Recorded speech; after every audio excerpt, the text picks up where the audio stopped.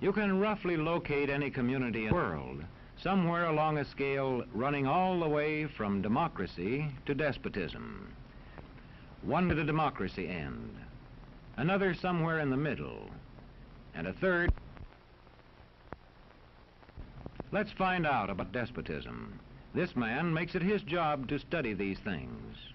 Well, for one thing, avoid the comfortable idea that the mere form of government can of itself safeguard a nation against despotism. Germany, under President Hindenburg, was a republic. And yet in this republic, an aggressive despotism took root and flourished under Adolf Hitler. When a competent observer looks for signs of despotism in a community, he looks beyond fine words and noble phrases. For which it stands, one nation, indivisible, with liberty and justice for all. Many observers have found that two workable yardsticks help in discovering how near a community is to despotism: the respect scale and the power scale. A careful observer can use a respect scale to find how many citizens get an even break. As a community moves towards despotism, respect is restricted to fewer people. A community is low on a respect scale if common courtesy is withheld from large groups of people on account of their political attitudes. If people are rude to others because they think their wealth and position gives them that right, or because they don't like a man's race or his religion.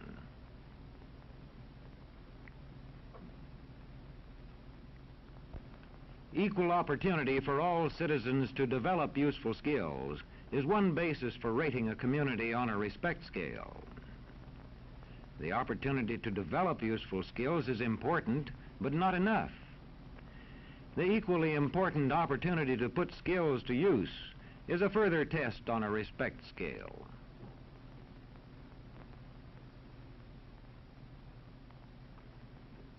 A power scale is another important yardstick of despotism. It gauges the citizens' share in making the community's decisions. Communities which concentrate decision-making in a few hands rate low on a power scale and are moving towards despotism. Like France under the Bourbon kings, one of whom said, "The state, I am the state." Today, democracy can ebb away in communities whose citizens allow power to become concentrated in the hands of bosses. What I say goes, see? I'm the law around here. The test of despotic power is that it can disregard the will of the people. It rules without the consent of the governed. Look beyond the legal formalities of an election in measuring a community on the power scale to see if the ballot is really free.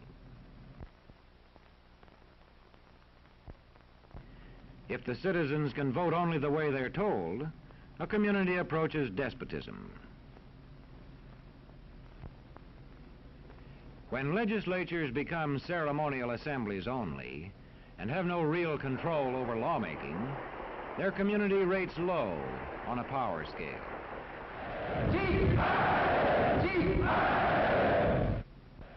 In a downright despotism, opposition is dangerous, whether the despotism is official or whether it is unofficial.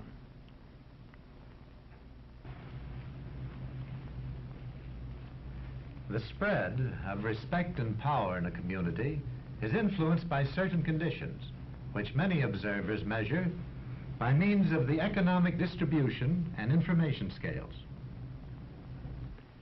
If a community's economic distribution becomes slanted, its middle-income groups grow smaller, and despotism stands a better chance to gain a foothold.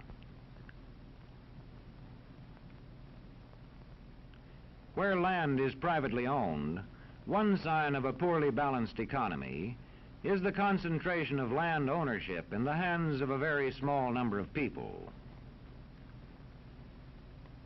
When farmers lose their farms, they lose their independence.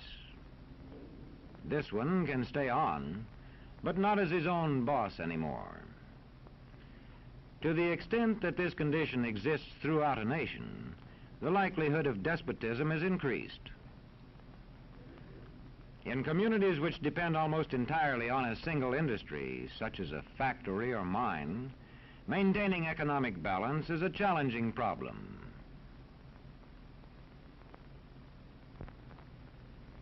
If this condition exists over the nation as a whole, so that the control of jobs and business opportunities is in a few hands, despotism stands a good chance.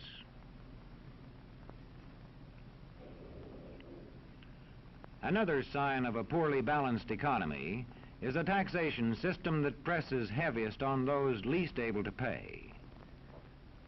A larger part of a small income is spent on necessities such as food. Sales taxes on such necessities hit the small income harder.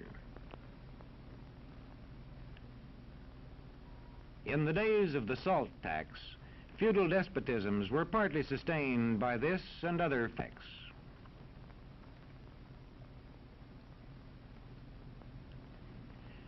A community rates low on an information scale when the press, radio, and other channels of communication are controlled by only a few people, and when citizens have to accept what they are told. In communities of this kind, despotism stands a good chance. See how a community trains its teachers. Bear this in mind. Young people cannot be trusted to form their own opinions. This business about open-mindedness is nonsense. It's a waste of time trying to teach students to think for themselves. It's our job to tell them. And when teachers put such training into practice, despotism stands a good chance. These children are being taught to accept uncritically whatever they're told. Questions are not encouraged. How can you ask such a question? Have you got a textbook? Yes, ma'am. Does it say here that our law courts are always just? Yes, ma'am. Then how dare you question the fact? Sit down. And so we aren't surprised when... But it must be true. I saw it in this book, right here. And if books and newspapers and the radio are efficiently controlled, the people will read and accept exactly what the few in control want them to. Government censorship is one form of control. A newspaper which breaks a government censorship rule can be suspended. It is also possible for newspapers and other forms of communication to be controlled by private interests. I thought I told you to kill that story. It'll cost us a lot of advertising. If that story goes out, I quit. All right.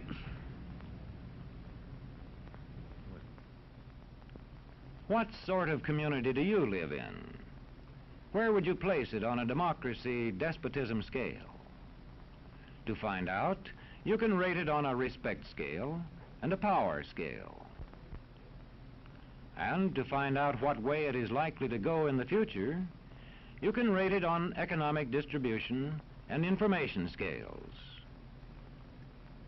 The lower your community rates on economic distribution and information scales, the lower it is likely to rate on respect and power scales, and thus to approach despotism.